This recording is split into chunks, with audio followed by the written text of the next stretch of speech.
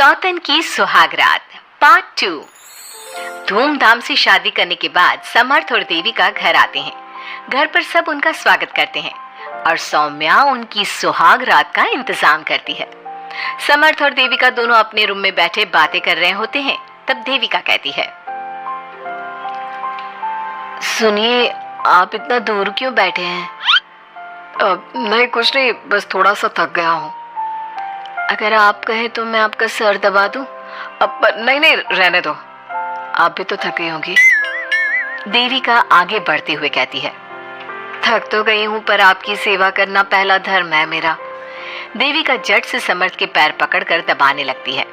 ऐसे ही कुछ देर निकल जाती है और समर्थ कहता है, अब रहने दो देविका, तुम भी आराम कर लो, तुम भी थकी थकी लग रही हो। देविका मना करते हुए उठ जाती है और अपने बालों को खोलकर समर्थ का सर दबाने लगती है और कहती है, मेरी थकावट तो आप ही दूर कर दोगे ना? इतना कहकर देविका अपने खुले बालों को समर्थ के ऊपर डालती है। समर्थ देविका के जाल में सम्मोहित होने ही वाला होता है कि अचानक से दरवाजे पर किसी की दस्तक होती है। समर्थ आवाज लगाते हुए कहता है, कौन? भाई, मैं हूँ सौम्या। क्या है सौम्या? क्या बात है देविका, कैसा लग रहा है मेरी भाभी बनकर?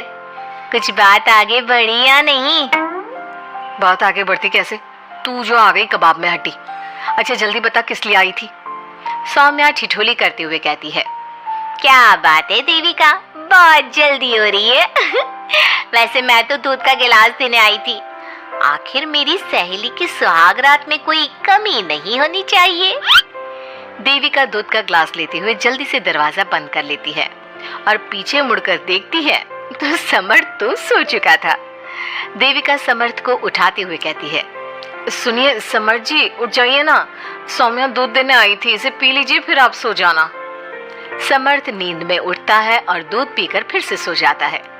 देविका उसके बगल में बैठी कहती है, सुनिए समर्थ जी, आज हमारी पहली रात है और आप सो रहे हो।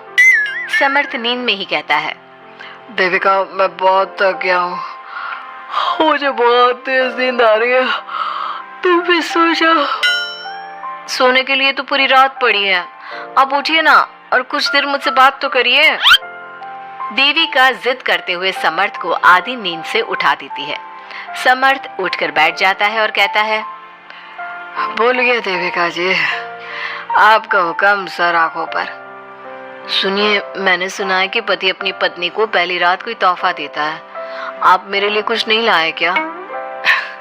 वो मैं कैसे भूल सकता हूँ, लाया हूँ पर वो दूसरे रूम में रखा है। तो दिखाइए ना क्या लाए हैं। अरे अभी तो कहा कि तुम्हारा गिफ्ट दूसरे रूम में है, तो जाकर लेकर आइए ना।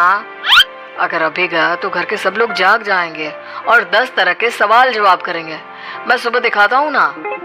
समर्थ इतना कहकर लेट जाता है और लेटे लेटे देविका से कहता है, अच्छा सुनो देविका, मुझे बहुत नींद आ रही है, मैं सो रहा हूँ, तुम भी सो जाओ।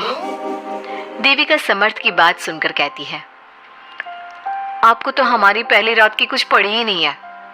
इतना कहकर देविका भी उसके करीब आकर लेट जाती है और सो जाती है। अगली सुबह अधीरा समर्थ के रूम में सफाई करने आती है और देविका को उसके करीब लेटा देख रोने लगती है। रोने की सिसकी सुनकर समर्थ की आंख खुल जाती है। वो उठकर देखता है कि अधीरा उसके कमरे में रो रही है। उसे देखते ही समर्थ बहुत गुस्से में आ जाता है और अधीरा से कहता है, अधीरा, तुम सुबह सुबह क्यों रो रही हो? तुम्हें यहाँ नहीं आना चाहिए था, जाओ यहाँ से। समर्थ अधीरा का हाथ पकड़कर रूम के बाहर कर देता है और कहता है, अब बिना दरवाजा नॉक किए अंदर मत आना। इतने में देविका भी आ जाती है और समर्थ को भड़काते हुए कहती है, हाँ समर्थ जी, ये रो रो कर हमारे घर में अपशगुन कर रही है और अब ये देखो कैसे मगरमच्छ के आंसू दिखा रही है।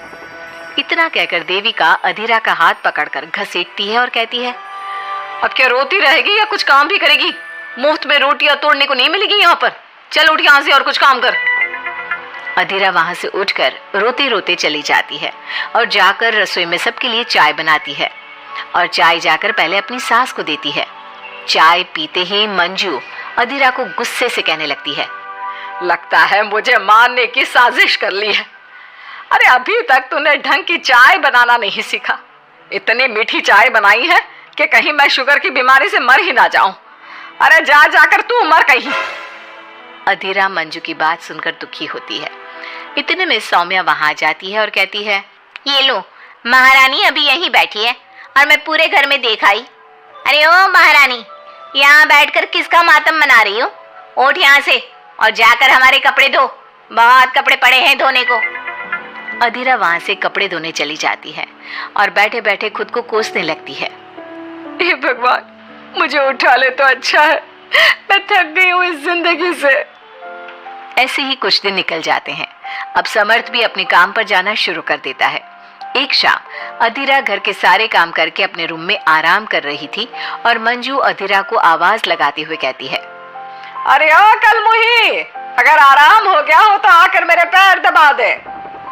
देविका उस समय वहीं से गुजर रही थी और समर्थ का घर आने का टाइम देखकर देविका मंजू से कहती है, माँ जी सुनिए, आप कहें तो मैं दबा दूं आपके पाँव। पता नहीं अधीरा कहाँ है। देविका मंजू के पाँव दबाने बैठ जाती है और कुछ ही टाइम बाद समर्थ भी वहां आ जाता है और देविका को माँ के पाँव दबाते देख बहुत खुश होता है। वो सीधे अपने कमरे में चला जाता है।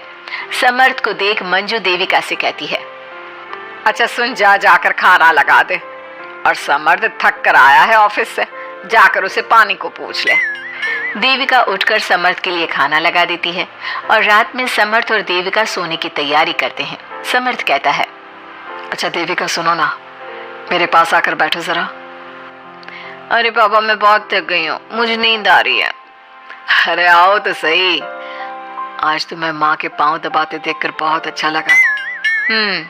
अच्छा क्यों नहीं लगेगा भला? पूरा दिन घर के काम किए हैं और शाम को माँ की सेवा, पर मेरा तो कोई हाथ बांटने वाला भी नहीं है घर में। क्यों? अधीरा और घर के बाकी लोग कहाँ जाते हैं? अधीरा की तो बात ही मत करो, वो महारानी तो बस मटर गश्ती करती रहती है और घर का सारा काम ना मुझे ही करना पड़ता है। मेरी तो किसी को पड़ी ही नहीं है, मैं तो सिर्फ एक नौकरानी हूँ इस घर में। अरे नहीं, ऐसा मत बोलो। क्यों ना बोलूं? आपने मुझे वादा किया था ना कि आप मुझे रविवार को फिल्म दिखाने ले जाओगे और कपड़े भी दिलवाओगे, पर आपने तो एक भी वादा पूरा नहीं किया। अच्छा बाबा, कल रविवार है, कल ही चलते हैं और तुम्हारी सारी शिकायत दूर कर देते हैं। खुश? दोनों सो जाते हैं और अगली सुबह समर्थ और देविका बाहर घूमने चले जाते हैं। अब समर्थ पूरी तरह से देविका के वश में हो जाता है। देविका जो कहती समर्थ वही करता। क्या समर्थ को कभी अपनी बहन और दूसरी पत्नी की सच्चाई पता चल पाएगी? अब क्या होगा अधीरा का? इसके लिए हमारे अगले एपिसोड का इंतजार कीजिए।